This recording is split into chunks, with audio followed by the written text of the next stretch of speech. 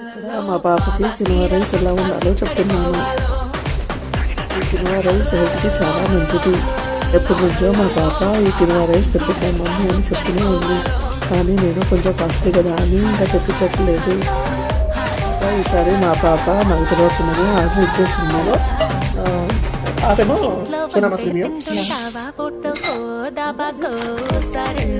నేను మాత్రం quinoa rice half Sona Masoori half రెండు కలిపి వండుతున్నాను. అలా బాగానే ఉంది.